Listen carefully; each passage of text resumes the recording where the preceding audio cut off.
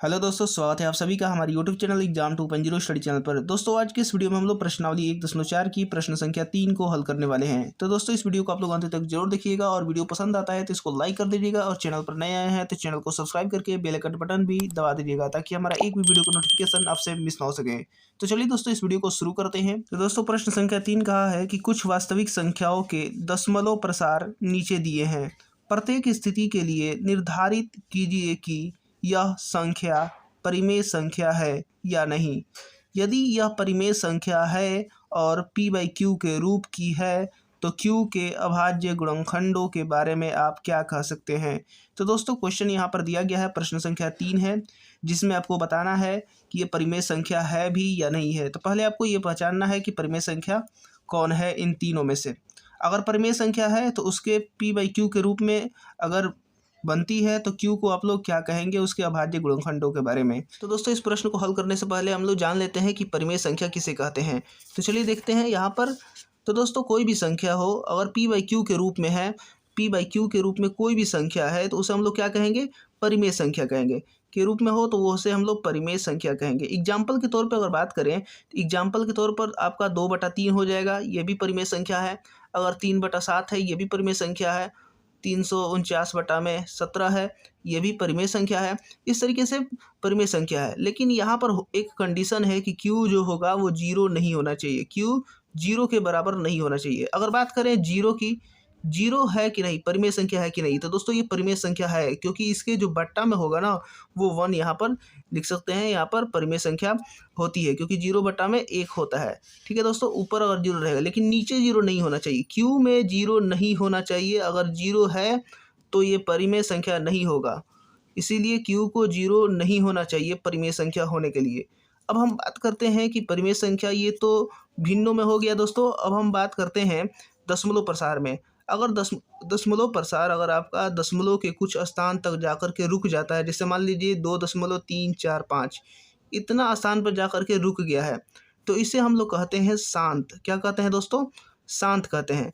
और अगर बात करें 2.453267 इस तरीके से आता जा रहा है तो इसको हम लोग क्या कहेंगे, अशांत कहेंगे। ठीक है दोस्तों, इसको अशांत कहेंगे। यहाँ पर अशांत लिख दे रहे हैं। लेकिन अब बात करते हैं इस वाले फॉर्म में 2.343434 और इसी तरीके से आता जा रहा है। तो दोस्तों यहाँ पर और यहाँ पर थोड़ा सा अंतर है, बस थोड़ा सा देखना है। ये भी अशांत है और ये भी अशांत है, दोनों यहाँ पर दशमलव प्रसार क्या है, अशांत है। लेकिन यहाँ पर 34 का आगमन यानी बार बार यहाँ पर 34 के बाद 34 के बाद 34 यहाँ पर आता जा रहा है, तो इसको क्या कहेंगे, अशांत तो है लेकिन आवर्ती है, एक ही चीज़ बार बार रिपीट कर रहा है दशमलव के बाद।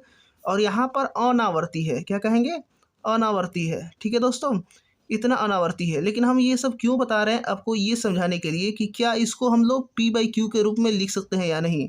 तो दोस्तों शांत वाले को हम लोग p/q के रूप में लिख सकते हैं और ये परिमेय संख्या होती है।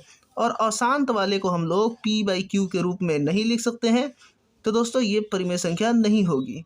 अब बात करते हैं अशांत आवर्ती की। जो आवर्ती है तो आवर्ती को हम लोग p/q के रूप में लिख सकते हैं दोस्तों, और ये परिमेय संख्या होगी। यानी ये परिमेय संख्या है और ये परिमेय संख्या नहीं है और ये परिमेय संख्या है।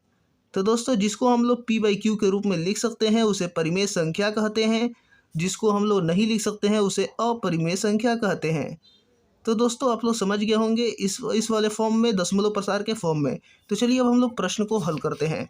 यहाँ पर देखिए, यहाँ पर देखेंगे तो 43.123456789 इसके बाद कुछ नहीं दिया गया है, डॉट डॉट दिया रहता है, इसका मतलब कि आगे कुछ बढ़ रहा है। लेकिन आगे यहाँ पर कुछ भी नहीं बढ़ रहा है, तो पहले वाले को हम लोग क्या कहेंगे।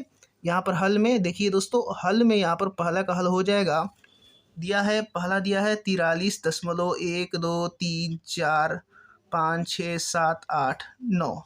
तो दोस्तों इसको हम लोग हल करेंगे तो लिखेंगे कि चूँकि क्या लिखेंगे यहाँ पर, चूँकि यहाँ दशमलव प्रसार क्या है, शांत है। ठीक है दोस्तों, यहाँ पर लिख देंगे यहाँ दशमलव प्रसार क्या है, शांत है। तो इसको तो इसको P/Q के रूप में P/Q के रूप में लिख सकते हैं। ठीक है दोस्तों, इसको हम लोग क्या करेंगे, लिख सकते हैं और यह एक परिमेय संख्या होगी। तो P/Q के रूप में लिख सकते हैं। तो Q के बारे में हमें बताना है दोस्तों, क्योंकि प्रश्न में यही पूछा है कि Q के अभाज्य गुणनखंडों के बारे में आप क्या कह सकते हैं। तो दोस्तों हम लोग डायरेक्ट यहाँ पर लिख देंगे। जब इस तरीके से लिख देंगे तो हम लोग लिख सकते हैं कि Q जो है यहाँ पर शांत है। इसका मतलब, शांत होने का मतलब ये है कि Q का अभाज्य गुणनखंड 2 के पावर m गुणे 5 के पावर n के रूप का है। ठीक है दोस्तों, इतना हम लोग कह सकते हैं के रूप का है, क्योंकि इसका अभाज्य गुणनखंड निकालेंगे तो 2 के पावर m गुणे 5 के पावर n के रूप में ही आएगा, क्योंकि ये दोस्तों शांत है। अब बात करते हैं दूसरे वाले की। तो दूसरा वाले के हम लोग देखें, दूसरा यहाँ पर लिख दें हम।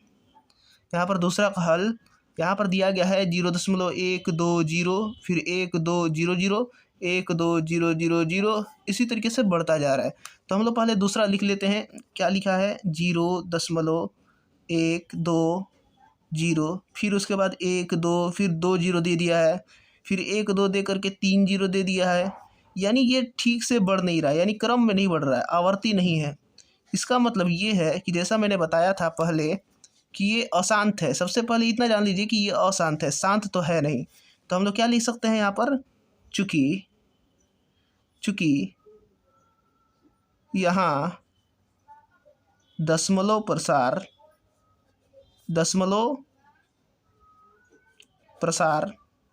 अशांत है। जब अशांत है और अनावर्ती भी है, तो दोस्तों यहाँ पर अशांत, यहाँ पर अनावर्ती भी लिख सकते हैं, अनावर्ती है, तो इसे P/Q के रूप में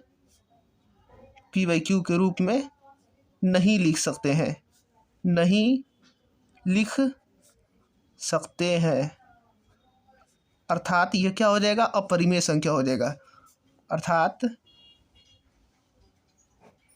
यह क्या है, अपरिमेय संख्या है। ठीक है दोस्तों, इतना हम लोग लिख देंगे। दोस्तों यहाँ पर आप लोग एक साइड से अब लिख सकते हैं यहाँ पर कि चूंकि यहाँ दशमलव प्रसार शांत है तो यह एक परिमेय संख्या है। उसके बाद हम लोग क्या लिख देंगे, तो इसको P/Q के रूप में लिख सकते हैं। और इसके बाद हम लोग तीसरे वाले को हल करते हैं। चलिए तीसरे वाले को हल कर लेते हैं। तीसरा यहाँ पर दिया गया है, तीसरा क्या दिया गया है, यहाँ पर देखिए तीसरा दिया गया है 43.123456789 के ऊपर क्या है, बार है। तो दोस्तों यानी लाइन है, लाइन बार जिसे हम लोग कहते हैं, लाइन कोष्ठक, रेखा कोष्ठक है। तो चलिए हम लोग लिख लेते हैं। तो 43.1234567 और 9, और इसका हम लोग रेखा कोष्ठक ऊपर लिख देते हैं। ठीक है दोस्तों, इसका कहने का मतलब ये होता है, दोस्तों आप लोग देख लीजिए, इसके कहने का मतलब ये है कि 43.123456789, फिर उसके बाद फिर से शुरू हो जाएगा 1 2 3 4 5 6 7 8 9, फिर उसके बाद आता रहेगा 1 2 3 4 5 6 7 8 9, इसी तरीके से आता रहेगा, अनगिनत यहाँ पर चलता रहेगा। तो दोस्तों ये तो अशांत है, इतना जान लीजिए कि ये क्या है, अशांत है। लेकिन ये क्या है, आवर्ती भी है, आवर्ती है। तो मैंने बताया था कि अशांत हो और आवर्ती हो तो उसको P/Q के रूप में लिख सकते हैं। तो दोस्तों यहाँ पर समझाने के लिए मैंने बस लिखा है, ये लिखिए, यहाँ पर स्टेटमेंट लिखेंगे कि चूँकि, क्या लिखेंगे, चूँकि यहाँ दशमलव प्रसार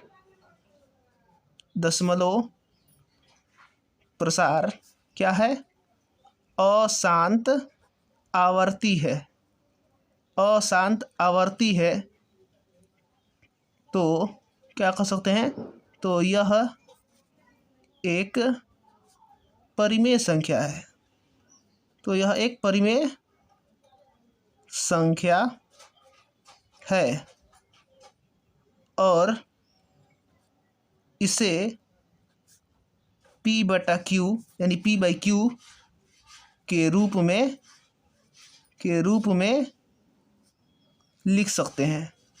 ठीक है दोस्तों, हम यहाँ पर लिख देंगे कि लिख सकते हैं, और उसके बाद यहाँ पर लिखेंगे, यहाँ पर Q का अभाज्य गुणनखंड किसके रूप में होगा? तो 2 के पावर m गुणे 5 के पावर n के अतिरिक्त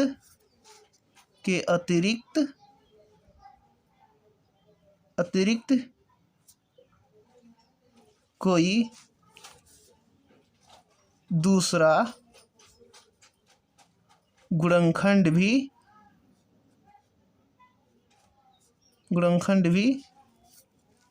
होगा। क्या लिख देंगे?